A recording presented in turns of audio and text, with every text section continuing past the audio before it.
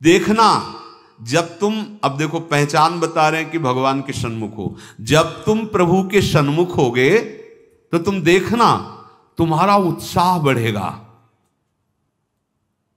कभी कभी सत्संग में कहते हैं कि अब उस आनंद की उमंग को कैसे बताएं। ऐसा समझ लो जैसे किसी का ब्याह तय हो गया हो संसारी पुरुष का, और उसके मनोनुकूल पत्नी मिल गई हो, और वो कितना फूला फूला घूमेगी। या माँ के इकलौते बेटे का ब्याह हो, फिर वो कैसे फूली फूली सबका स्वागत आनंद। अब ये कहाँ परमानंद में प्रभु से उदाहरण बैठेगा, पर वो तो अद्वितीय है, अचिंत्य है। ऐसे ही चंद्र शाखा न्याय जैसा कि डाल के एक हाथ ऊपर देखो चंद्रमा दिखाई दे रहा है। अद्भुत फूलन, अद्भुत उत्साह। जिस समय भगवत सन्मुख होगे ना, एक ऐसी उन्मत्तता, एक ऐसे आनंद की उमंगन, उसके लिए ललचाओ। जो तुम खोज रहे हो वो इधर नहीं है, वो इधर है। परमानंद, विज्ञानानंद, क्या क्या भगवान की उस आनंद को महापुरुषों ने सजा करके, बहुत सुख में, परमानंद में। निश्चित निश्चित हम कई बार कहा है कि अगर ऐसा कुछ होता तो हम कह जरूर देते, भले हमारी कमी होती कि हमारी कमी के कारण, पर हम कह देते, पर सच्ची कहते हैं। वो उसी आनंद का ये जितना ये आनंद का जो क्षेत्र माना गया शरीर है, भोग है, इसकी तो दशा देख रहे हो। आनंद का स्वरूप प्रभु में। ज्यों ज्यों तुम्हारा प्रभु सन्मुख होकर कदम बढ़ेगा तो तुम्हारे अंदर अद्भुत आनंद, अद्भुत उत्साह, अद्भुत उत्कंठा और एक दिव्य शक्ति। ये भी बात, एक दिव्य शक्ति तुम्हारे अंदर, देवी संपदा बढ़ने लगेगी, एक अलौकिक शांति रहेगी, दुख सुख में एक समानता का भाव आ जाएगा। कोई भी भोग तुम्हें प्रिय नहीं लगेगा। नहीं खान पान ते भावे है, नहीं कोमल वसन सुहावे है, सब विषय लगे ते खारा है, हरि आशिक का मग न्यारा है। संत जन देखते ही ऐसे लगेंगे जैसे स्नेह संबंधी जन मिलते हैं। अच्छा अच्छा, ऐसे संतों को देखते ही मन नाच पड़ेगा। आज तो हो भाग्य भगवत सन्मुख का, आज तो हो भाग्य, हमें साधु समागम मिला, हमें संत जन मिले। तुम्हारी विलक्षणी एक स्थिति होगी, कोई भी द्वंद्व तुम्हें स्पर्श नहीं कर पाएगा। निराशा, चिंता, भय, विषाद, कामना, वासना, ये सब क्षीण होने लगेंगी। केवल भगवत सन्मुखता। जब तक तुम भगवान की तरफ पीठ किए हो और संसार भोगों की तरफ मुख किए हो, तो तुम कुछ भी कर लो, तुम्हें सुख शांति मिलने वाली नहीं। जितना जितना तुम भोग संग्रह, धन वैभव एकत्रित करोगे, उतना ही अशांत और चिंतित और शोकित होते जाओगे। ये महापुरुषों की बात है, देख लो अपने हृदयों को। जितना तुम भोगों की तरफ बढ़ोगे, परिणाम में ये दोष तुम्हारे अंदर आएंगे। जैसे भगवत सन्मुखता, तो कैसे जाने भगवत सन्मुख है?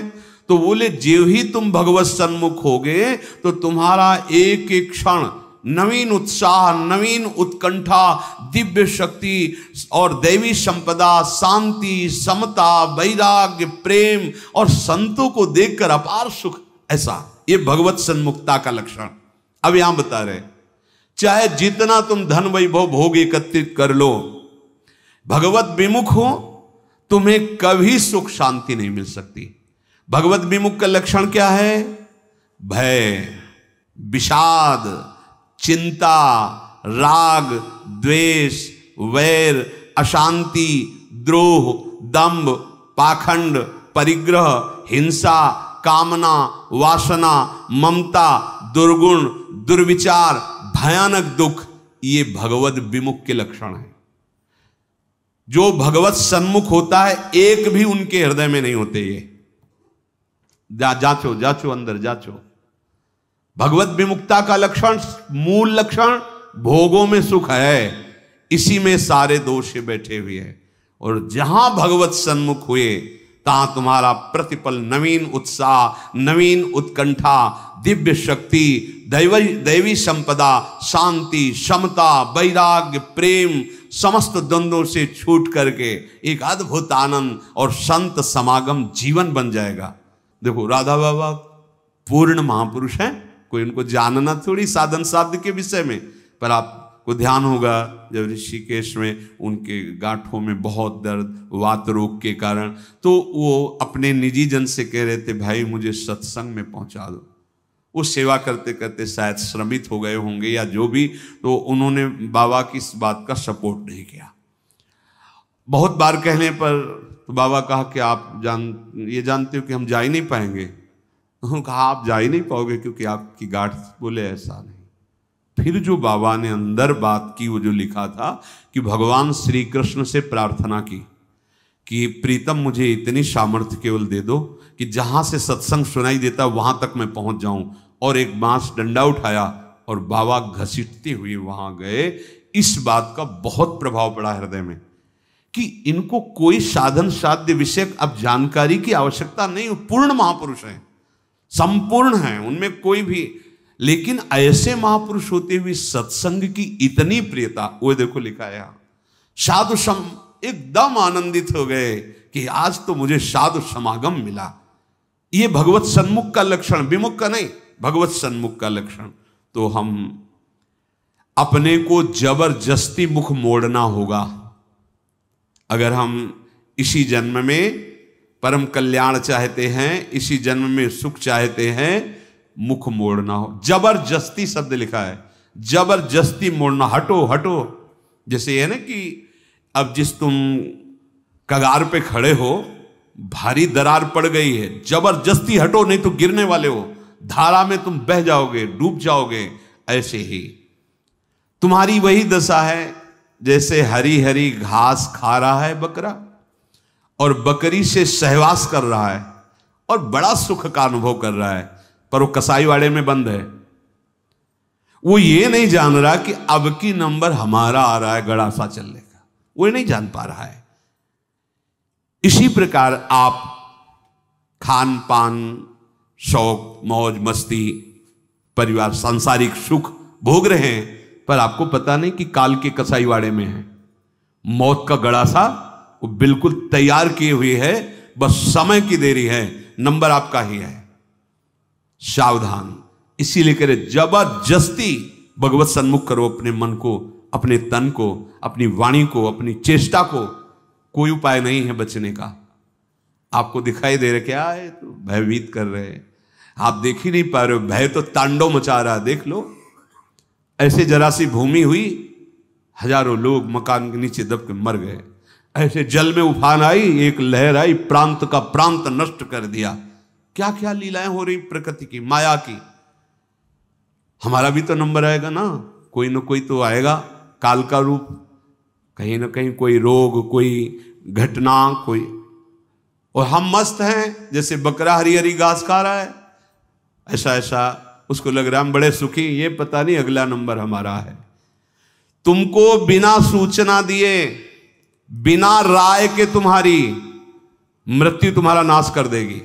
मृत्यु किसी से राय लेती क्या कि अब हमारी प्रार्थना स्वीकार करें, हम अपना काम शुरू करें, यदि आपकी आज्ञा हो? ऐसा नहीं हो। अगर ऐसा हो तो कोई तैयार नहीं होगा, कोई नहीं तैयार होगा। बिना आपको सूचना दिए, बिना आपकी राय के वो आपका नाश कर देगी मृत्यु। इसलिए वो सहसा आप पर आक्रमण करेगी, उसके पहले आप सावधान हो जाओ। अब वो कब करेगी कुछ पता नहीं है, इसलिए आपको अभी से, इसी सेकंड से सावधानी करनी है। क्या? एक एक वृत्ति को कृष्णाकार कर दो, प्रियालाल के चरणों में लगा दो।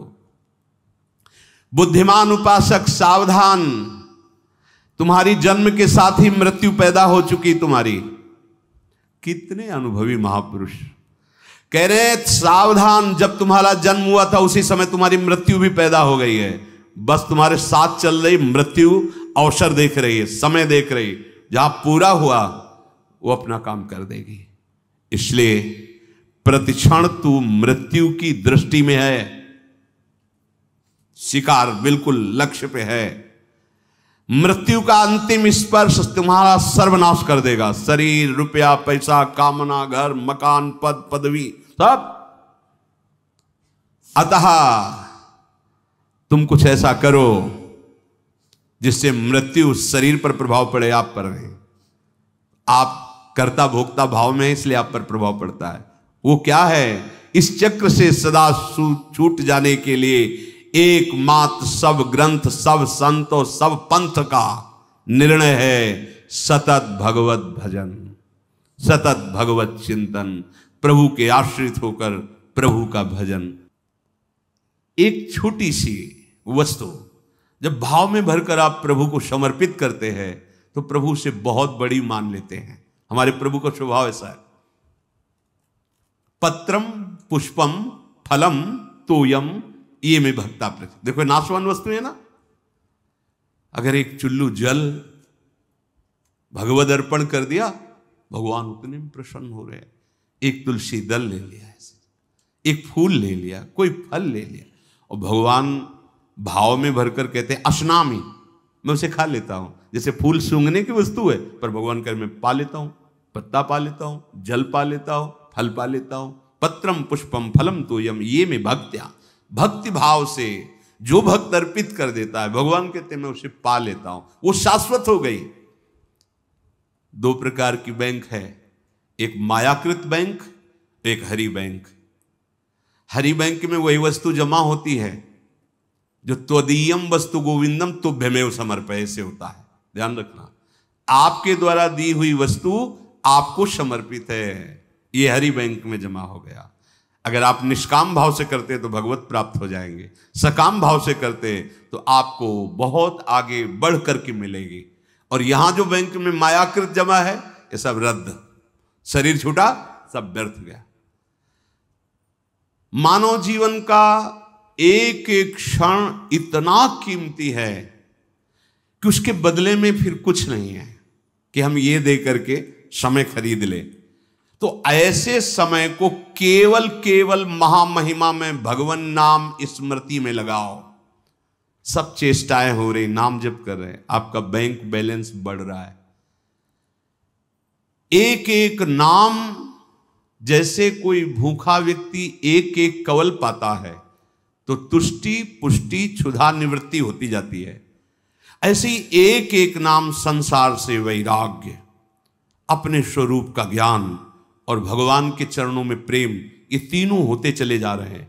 पर जैसे बहुत भूख लगी हो तो दो चार कवल में और भूख बढ़ती नजर आती है, तृप्ति का बोध नहीं होता। आधे पेट होने के बाद फिर स्वाद और तृप्ति का अनुभव होने लगता है। फिर पूरा जब पेट भर जाता है तो कहना क्या है। ऐसे ही अभी हम थोड़ा भजन करते तो और जलन बढ़ रही है। यद्यपि वो संसार से वैराग्य, स्वरूप का ज्ञान और भगवत चरणारविंद में प्रेम ये प्रारंभ हो गया है एक एक नाम से। पर जब आप 24 घंटे में कम से कम 12 घंटे का ऐसा अभ्यास बने कि हम भगवत स्मरण परायण, तो आधा पेट मानो हुए, फिर आपको स्वाद मिलने लगेगा। अनर्थ की निवृत्ति होते ही आनंद का स्फुरण होने लगेगा। पर एक एक नाम व्यर्थ नहीं जा रहा, गिनो या ना गिनो। किसी को भ्रम रहता अगर माला से गिनेंगे नहीं तो व्यर्थ चला जाएगा। अरे भाई, गिनना तो आपके मन को लगाने के लिए है। नाम तो अविनाशी है। राधा राधा बोला, नहीं गिनोगे तो फल नहीं मिलेगा क्या? कुछ लोगों को भ्रम होता है अगर गिना नहीं तो फिर वो संख्या ऐसे ही चली जाएगी, लिखा जाएगा नहीं। अरे गिनना केवल मन को लगाने के लिए है। नाम महामहिमा है, गिनो या ना गिनो। अब प्रेमी जन गिनने में नहीं रहते। हाँ, प्रेमी जन तो श्वास प्रश्वास अपने प्रीतम के नाम का वर्तमान में स्वाद ले रहे, उसका और कोई फल नहीं चाहिए। ये जिह्वा पे राधा राधा चल रहा है, हमें सब कुछ मिल गया, बस यही चलता रहे, हम भूलूं ना। इतना स्वाद, इतनी महासुख की वृत्ति उदय होती है। सामने प्रियालाल हृदय आनंद की उफान में, जिह्वा पे नाम, अब उसे क्या चाहिए?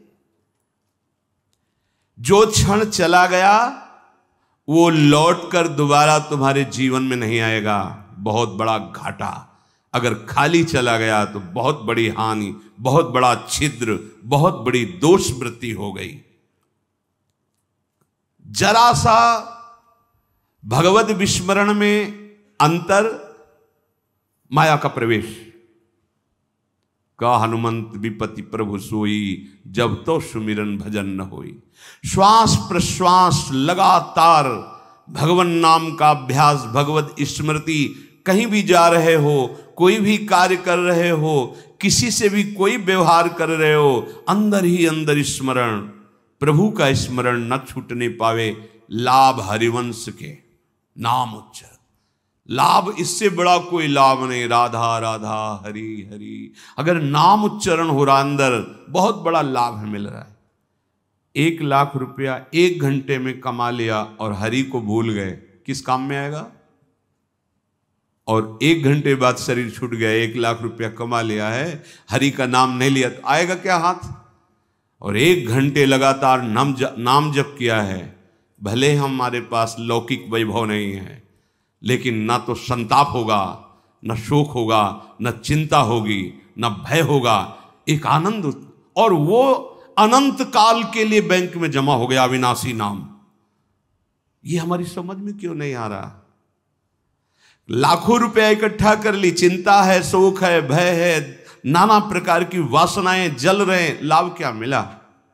नाम चल रहा है, माना कि आपके पास उतना ऐश्वर्य नहीं है, यथा लाभ संतोष, जितना प्रभु दिए पर आपका हृदय प्रफुल्लित रहेगा, भरोसा बहुत बड़े स्वामी का है, और एक एक नाम आपका जमा हो रहा है। सदगुरुदेव भगवान एक दिन बोले थे, एक एक सेकंड का तुम्हारे हिसाब होगा।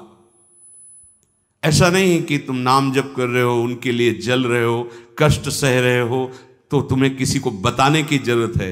एक एक सेकंड का हिसाब होगा और आप निहाल हो जाओगे। वो एक एक सेकंड आपको देख रहा है, आपके एक एक सेकंड की वृत्ति का हिसाब होगा। बहुत उदार दानी हैं हमारे प्रभु, अति उदार भी सुंदर। ऐसे मालिक के सेवक हो, वो एक एक सेकंड देख रहा है और तुम्हारा हिसाब करेगा। बाहर से नाटक करोगे, भक्ति का दंभ करोगे तो समय लगेगा, दंभ पूर्वक भी भक्ति की व्यर्थ नहीं जाती। झूठा खेले साचा हो, एक दिन ऐसा झटका लगेगा माया का कि अपने आप सच्चाई पे खड़े हो जाओगे। वो बहुत खिलाड़ी है, उससे बड़ा कोई खिलाड़ी नहीं।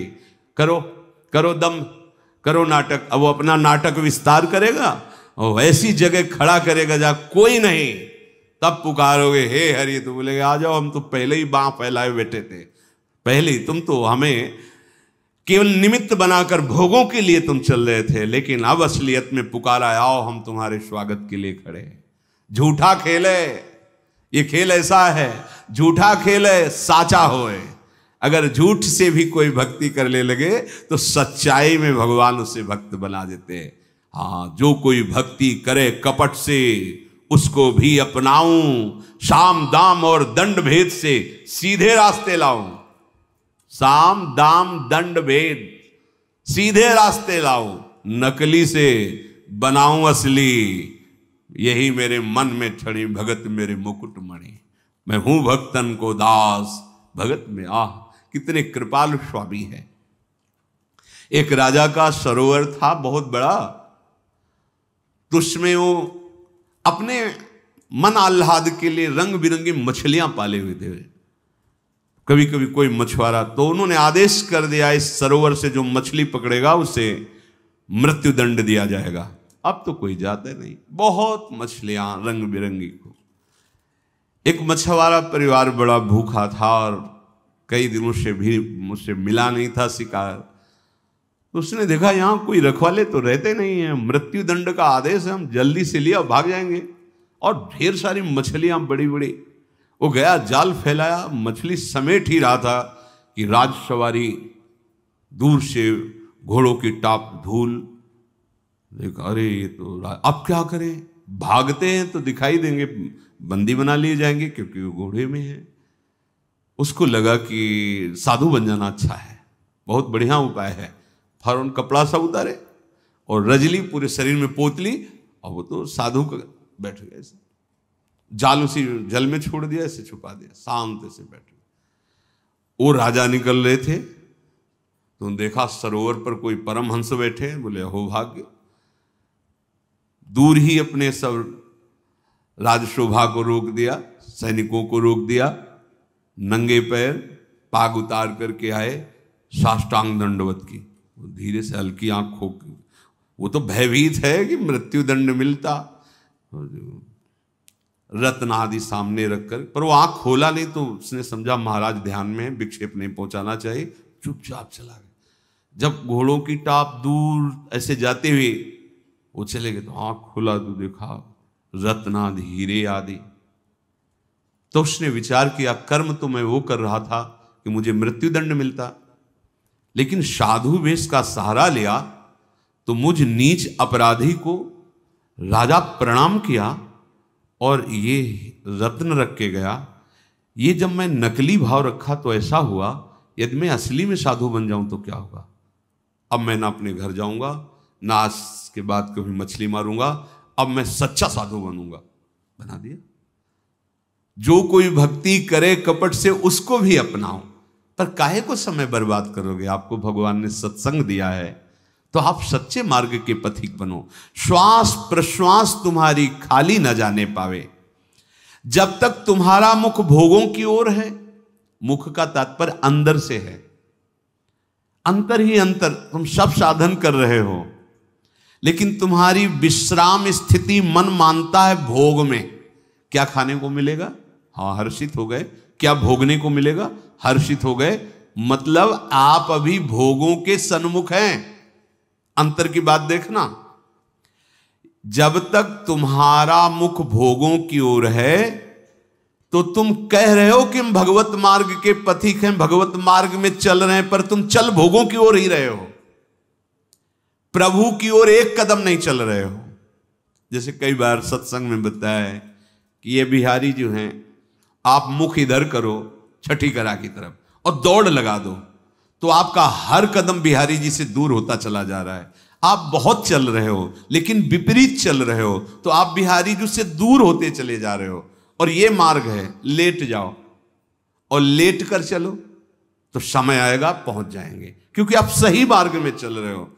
आप ऐसे सोए सोए चलो, एक बार लेट गए 10 मिनट फिर लेट गए, फिर एक बार उठे फिर लेट गए, आप पहुंच जाओगे क्योंकि सही मार्ग है। समझो, भाव समझो।